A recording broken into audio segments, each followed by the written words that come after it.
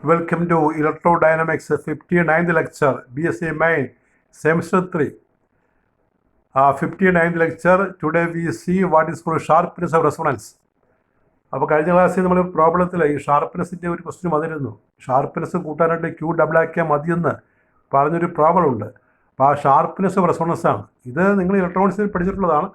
അപ്പോൾ ശരിക്കും പറഞ്ഞാൽ റിപ്പീറ്റേഷൻ ടോപ്പിക് എന്ന് വേണമെങ്കിൽ പറയാം ഇലക്ട്രോണിക്സ് പഠിച്ചവർക്ക്. അപ്പോൾ ഷാർപ്പ്നെസ് ഓഫ് റെസൊണൻസ് മനസ്സിലാക്കാനായിട്ട് ഞാനിവിടെ ഒരു റെസ്പോൺസ് കർവ് വരച്ചിരിക്കുക. റെസ്പോൺസ് കർവ് നോക്കി, ഷാർപ്പ്നെസ് ഓഫ് റെസൊണൻസ്. ഇപ്പോൾ റെസ്പോൺസ് കർവിൽ നമ്മൾ ഉടനെ വരക്കുന്നുള്ളൂ. പിന്നെ എക്സ് ആക്സിൽ ഫ്രീക്വൻസി എടുക്കും, വൈ ആക്സിൽ നമ്മൾ കറണ്ട് ആംപ്ലിറ്റ്യൂഡ് എടുക്കുക, അല്ലെങ്കിൽ RMS കറണ്ട് എടുത്താലും മതി. അപ്പോൾ ഈ top point, peak point I0 maximum ആണ്, കറണ്ട് ആംപ്ലിറ്റ്യൂഡിൻ്റെ മാക്സിമം ആണ്. പിന്നെ അതിൻ്റെ ഇടക്കുള്ള സ്ഥലം ഉണ്ടല്ലോ, I0/√2, I0 മാക്സിമം √2, അവിടെയുള്ള വിഡ്ത്തിനെയാണ് നമ്മൾ FWH എന്ന് പറയുന്നത്. FWHM, full width at half maximum എന്ന് പറയുന്നത്. ആ പിന്നെ കറണ്ട് വാല്യൂ I0/√2 വരുന്നത്, അല്ലെങ്കിൽ I0/√2 എന്ന് പറഞ്ഞാൽ 0.707 I0 ആണ്. അതിന് നേരെയുള്ള ഗ്രാഫിൻ്റെ രണ്ട് സൈഡിലേക്കുള്ള വിഡ്ത്ത് ഉണ്ടല്ലോ, അതിനെയാണ് FWHM എന്ന് പറയും, അല്ലെങ്കിൽ പറയും ഹാഫ് ആംഗുലാർ വിഡ്ത്ത് എന്ന് പറയും. ഹാഫ് ആംഗുലാർ വിഡ്ത്ത്, ആ രണ്ട് പോയിന്റുകളിലെ ഫ്രീക്വൻസി വ്യത്യാസം F2 - F1, അതിനെ വിളിക്കുന്നവരെ ബാൻഡ് വിഡ്ത്ത്. ബാൻഡ് വിഡ്ത്ത് അല്ലെങ്കിൽ ഹാഫ് ആംഗുലാർ വിഡ്ത്ത് എന്ന് പറയും. അപ്പോൾ എന്താണ് ഷാർപ്പ്നെസ്? ഈ ഷാർപ്പ്നെസ് അറിയാമല്ലോ, ഒരു റെസൊണൻസ് കർവ് ഈ കാണുന്നത് ഷാർപ്പാണെങ്കിൽ അത് ശരിക്കും മേൽപോട്ടിരിക്കണം. വണ്ണം കുറഞ്ഞ് മേൽപോട്ട് ഇങ്ങനെ പൊങ്ങിയിരിക്കണം, അതാണ് ഷാർപ്പ്. മുകളിൽ പരന്നിരുന്നാൽ അത് ഫ്ലാറ്റാണ്. അപ്പോൾ ഷാർപ്പായിട്ട് റെസൊണൻസ് ഉണ്ടാകണമെങ്കിൽ അതിൻ്റെ ക്യൂ ഫാക്ടർ വളരെ കൂടിയിരിക്കണം. ഇത് നോക്ക്, sharpness on either side of the resonant frequency F0, the current decreases with the frequency. The rate of fall of current amplitude from its maximum value at resonant frequency on either side of the resonant frequency is a measure of sharpness of resonance. So when you write, you have to read it carefully. I shall read it once again. On either side of the resonant frequency F0, the current decreases with the frequency. Resonant ഫ്രീക്വൻസിയുടെ രണ്ട് വശങ്ങളിലും ആ frequency മാറുന്നതനുസരിച്ചിട്ട് ആ current കുറയുന്നത് കാണാം. The rate of fall of current amplitude from its maximum value at resonant frequency on either side of the resonant frequency is a measure of sharpness of resonance. അപ്പോൾ എന്ത് വേഗത്തിലാണ്, എന്ത് റേറ്റിലാണ് ഈ കറണ്ട് ഡിക്രീസ് ചെയ്യുന്നത് resonant frequency അപ്പുറം ഇപ്പുറം, അതാണ് ഷാർപ്പ്നെസ്സിൻ്റെ ഒരു അളവ്. ഇനി അത് ഡിഫൈൻ ചെയ്ത് എങ്ങനെ നോക്കിയേ. The sharpness of resonance is defined as the ratio of resonant frequency F0 to the difference of frequency on both sides of the resonant frequency at which the current amplitude falls to 1/√2 times of its resonant value. അതായത് ഈ resonant ഫ്രീക്വൻസിയെ ആ full width at half maximum പറഞ്ഞില്ലേ, ആ വാക്ക് ഇവിടെ ഞാൻ പറഞ്ഞിട്ടില്ല, FWHM പറഞ്ഞില്ലേ, ആ നടുക്കുള്ള സ്ഥലം, അവിടെയുള്ള ഫ്രീക്വൻസി വ്യത്യാസം അതുകൊണ്ട് ഡിവൈഡ് ചെയ്യണം. Where delta F0 is F0 - F1, അല്ലെങ്കിൽ F2 - F1. 2 ഡെൽറ്റ F0 എന്ന് പറഞ്ഞാൽ F2 - F1. F2 - F1 കൊണ്ടാണ് താഴെ ഹരിക്കേണ്ടത്. 2 ഡെൽറ്റ F0 എന്ന് പറഞ്ഞാൽ F2 - F1 ആണ്. ഡെൽറ്റ F0 എന്ന് പറഞ്ഞാൽ F0 - F1 ആകാം, അല്ലെങ്കിൽ F2 - F0 ആയിരിക്കും. അത് രണ്ടും ഒന്ന് കൂട്ടിയാൽ മതി. മുകളിലത്തെ ഡെൽറ്റ F0, താഴത്തെ ഡെൽറ്റ F0, രണ്ടും കൂട്ടുമ്പോൾ 2 ഡെൽറ്റ F0, F0 വെട്ടിപ്പോയിട്ട് നമുക്ക് F2 - F1 എന്ന് കിട്ടും. ഇതാണ് ഷാർപ്പ്നെസ് ഓഫ് റെസൊണൻസ്. അത് ക്യൂ ഫാക്ടറിന് തുല്യമാണ്. അതൊരു ക്വസ്റ്റ്യൻ ആയിട്ട് കൊടുത്തിട്ടുണ്ട് കേട്ടോ. നമ്മൾ ഇലക്ട്രോണിക്സിലെ BL തിരാജ ടെസ്റ്റ് നോക്കുകയാണെങ്കിൽ ഇതുമായിട്ടൊരു കോൺട്രഡിക്ടറി സ്റ്റേറ്റ്മെൻ്റ് ആണ്. ഇത് നമ്മുടെ മെയിൻ ബുക്കിനകത്തുള്ള ഒരു രീതിയാണ് ഞാനിവിടെ കൊടുക്കുന്നത്. അപ്പോൾ ഇത് ഏതെങ്കിലും എഴുതിയാൽ മതി, പക്ഷെ അവിടെ ഇതുമായിട്ട് വ്യത്യാസമുണ്ട്. അപ്പോൾ വ്യത്യാസം നിങ്ങൾ നോക്കണമെങ്കിൽ ആ ബുക്ക് നോക്കിയാൽ മതി. ഇവിടെ ഞാൻ മെയിൻ ബുക്കിലെ പോലെ പറയുകയാണ്, നിങ്ങളുടെ സിലബസ് ബുക്കിലെ പോലെ പറയുകയാണ്. To show that Q is sharpness of resonance. Q ആണ് ക്വാളിറ്റി ഫാക്ടർ, S ആണ് ഷാർപ്പ്നെസ് ഓഫ് റെസൊണൻസ്. രണ്ടും തുല്യമാണ് തെളിയിക്കാൻ. അങ്ങനെ ക്വസ്റ്റ്യൻ ചോദിച്ചിട്ടുണ്ട് കേട്ടോ. We know sharpness resonance S is equal to f0 by 2 delta f0, where f0 is a resonant frequency. അതിൻ്റെ numerator ഡിനോമിനേറ്ററിൽ 2π കൊണ്ട് ഗുണിക്കുക. S is 2π f0 by 2π into 2 delta f0. 2π f0 ω0 ആണല്ലോ. ω0 by 2 delta ω0 താഴെ ഉണ്ടല്ലോ 2π delta f0 ഉള്ളതുകൊണ്ട് നമ്മൾ പറയും 2 delta ω0 എന്ന് പറയാം. It can be proved that is the point. അവിടെ ഒരു നമ്മൾ തിയറി എഴുതുകയാണെങ്കിൽ നിയർലി 1 പേജ് കാൽക്കുലേഷൻ ഉണ്ട്. ആ കാൽക്കുലേഷൻ നമ്മുടെ ഈ കോണ്ടെക്സ്റ്റിൽ ആവശ്യമില്ലാത്തതാണ്. നമുക്കൊരു 1 മാർക്കിന് 2 മാർക്ക് ചോദ്യമാണ്. പ്രൂവ്ഡ് എന്ന് എഴുതിയാൽ മതി. It can be proved that 2 delta ω0 is r by l. അപ്പോൾ അത് മുകളിൽ കൊടുക്കണം. So s is ω0 by r by l. L ω0 by r. എന്താണ് L ω0 by r? That is Q. So S is equal to Q. That is the proof. By the question that what is Q factor? Show that it is equal to sharpness of resonance.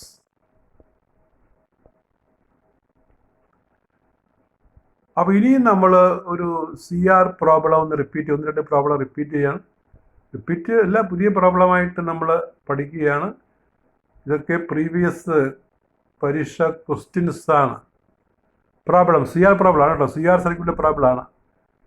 ഇവിടെ transient കറണ്ടിൽ CR അല്ല, ഇത് ഇവിടുത്തെ CR. AC-യിലെ CR. ആ electric bulb is marked 40 volt 10 watt. Find the value of capacity to run the lamp at an AC of 220 volt 50 CPS. നമ്മൾ നേരത്തെ inductance ഇട്ട് ഒരു പ്രോബ്ലം ചെയ്തില്ലേ? ഇവിടെ നോക്കിയേ, ബൾബിൻ്റെ വോൾട്ടേജ് 40 ആണ്. അത് നമ്മൾ 220 volt റൺ ചെയ്യാൻ പോവാണ്. ഇപ്പോൾ 220 volt ലൈനിൽ ഈ 40 volt ബൾബ് കൊടുത്താൽ അത് ഫ്യൂസ് ആകും. പക്ഷേ കത്തിക്കാം. ഇൻഡക്റ്റൻസ് ഇടാം അല്ലെങ്കിൽ കപ്പാസിറ്റി ഇടാം. കപ്പാസിറ്റി ഇടുകയാണെങ്കിൽ എത്ര കപ്പാസിറ്റി വേണം എന്നുള്ളൊരു ചോദ്യമാണത്. ഈ 50 CPS എന്ന് പറഞ്ഞാൽ 50 ഹെർട്സ്. ഈ ഫ്രീക്വൻസിയുടെ യൂണിറ്റാണ് CPS, cycles per second, hertz എന്ന് പറയും. ഇപ്പോൾ V is equal to 40 volt, P is equal to power 10 watt. ഈ പവർ എന്ന് പറഞ്ഞാൽ DC പവർ VI ആണല്ലോ. So I is equal to 10 by 40 1/4 ampere current. അപ്പോൾ അതിൽ നിന്ന് നമ്മൾ R കാണുമ്പോൾ നമുക്ക് കിട്ടുന്നത് R is equal to V by I. R is V by I. That is 40 by 0.25 100. ബൾബിൻ്റെ റെസിസ്റ്റൻസ് കിട്ടി, കപ്പാസിറ്റി ഉണ്ട്. അതുകൊണ്ടാണ് സർക്യൂട്ട് CR എന്ന് പറയുന്നത്. For CR circuit Z is R² + 1/C² ω² + 1/2. ഇനി സർക്യൂട്ടിൻ്റെ Z കാണണം. Z is E bar by I bar 220 by 0.25. That is equal to 80 ohm. For CR circuit, impedance we can write as Z R² + 1/C² ω² raised to 1/2. That is Z² is R² + 1/C² ω². That is 880² is 100² + 1/C² + ω². 314². Omega is 314. Take root. When you take root, before taking root, you have to take 100² to the left side, square it, subtract it, we get a value, then take root. So when we take root, we get 1/C into 314 is equal to 865.33. You have to calculate carefully. 880² കാണണം. 100² ഇപ്പുറത്ത് കൊണ്ടുവരുമ്പോൾ അതിൻ്റെ square കാണണം. 10,000 കുറക്കണം. കുറച്ചിട്ട് root എടുക്കുമ്പോഴാണ് നമുക്ക് 865.33 എന്ന് കിട്ടുന്നത്. അത് 1/C ന് 314 ആണ്. അപ്പോൾ C is 3.68 into 10⁻⁻⁶. അപ്പോൾ ഇതൊക്കെ നമ്മുടെ ക്ലാസ്സിലാണെങ്കിൽ ഇതൊക്കെ നമ്മൾ അന്നേരം തന്നെ ചെയ്ത് നോക്കുന്നതാണ്.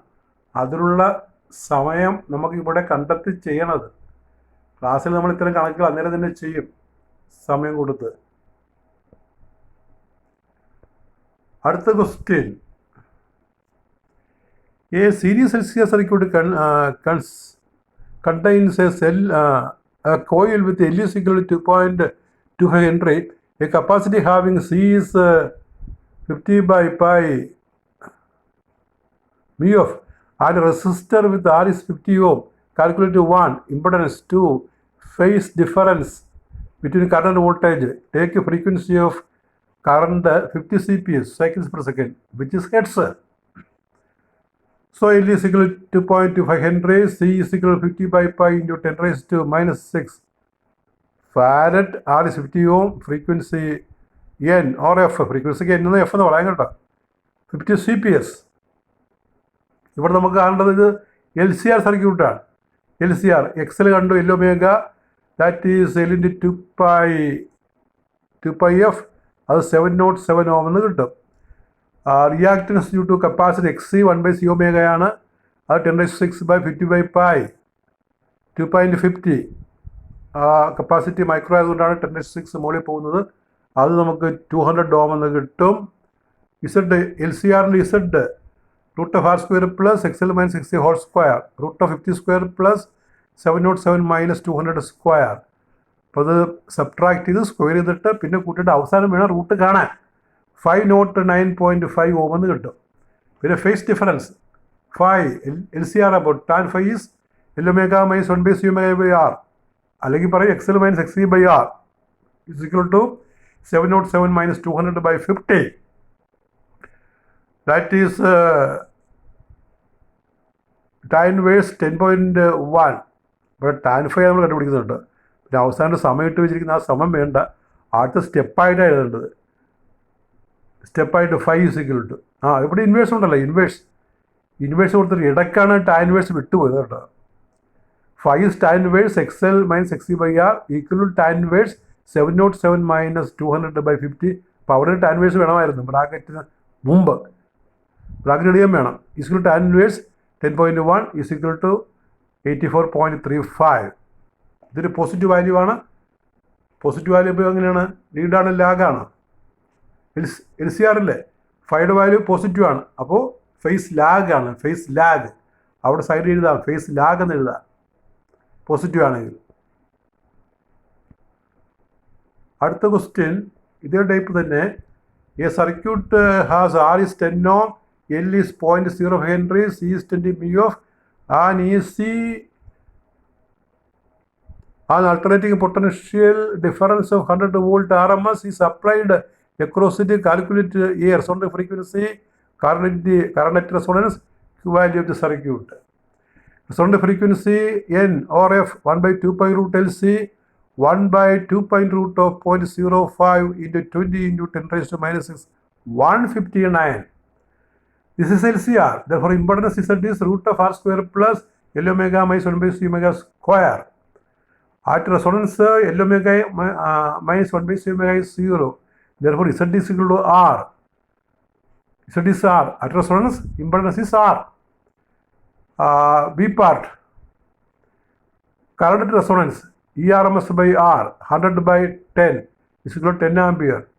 Q value circuit L omega 0 by R 0.05 into 2 pi into 159 by 10 4.997.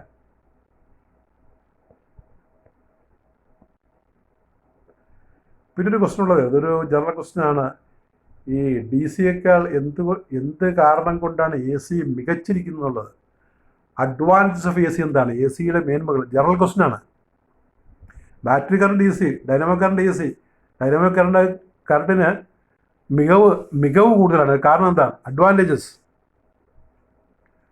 Of AC ഈ ലോങ് ഡിസ്റ്റൻസ് ട്രാൻസ്മിഷൻ. വളരെ ദൂരത്തേക്ക് ലൈൻ വയറിലൂടെ AC അയക്കുന്നതാണ് എളുപ്പം. Where electrical energy is to be transmitted over a long distance, the following disadvantages may be experienced. അപ്പോൾ AC-യുടെ advantage നമ്മൾ പിന്നെ അത് അയക്കുമ്പോൾ DC അപേക്ഷിച്ച് പറയുകയാണ്. The line wire being very long has an appreciable resistance. A large amount of energy is dissipated in the wire in the form of heat. അപ്പോൾ ഹീറ്റായിട്ട് കുറച്ച് energy നഷ്ടപ്പെടും AC അയച്ചാൽ DC അയച്ചാൽ.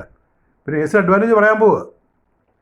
Number 2, there is a large fall of potential along the wire so that the voltage at the receiving station is much below the voltage at the generating station.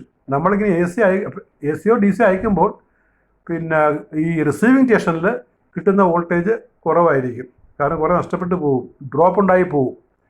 Number 3, in order to keep the line resistance low and to carry large current, thick wires have to be used which have a high initial cost.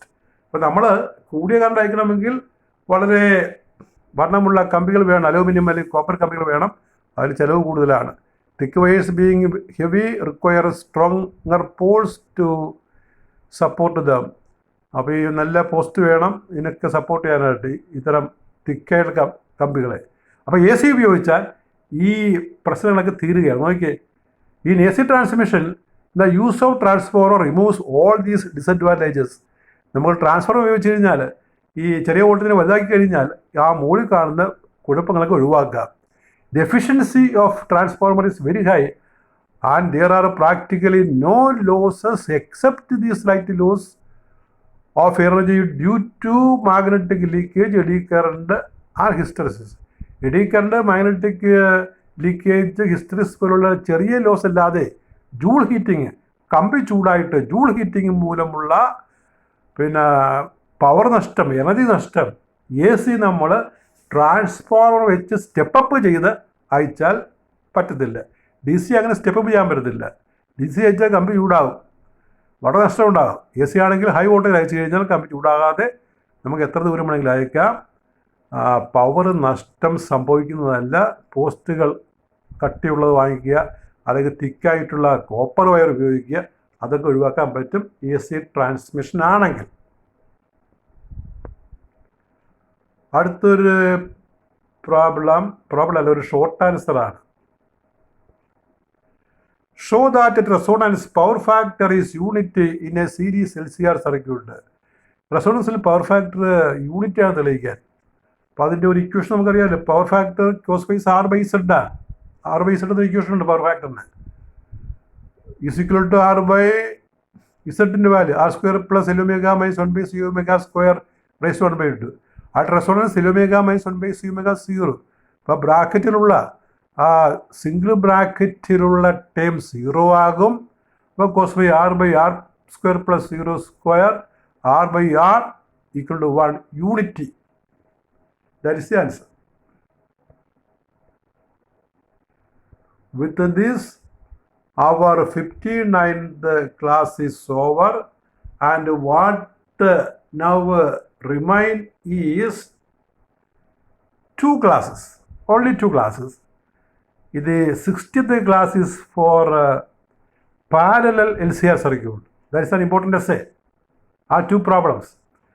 The 60th class is for parallel LCR circuit, or we say parallel resonant circuit, and 61th class is our selection question paper or the model question paper. The required number of questions, the important questions, the previous questions will be discussed in the 61th lecture. With the 61th lecture, this paper will be over. Thank you.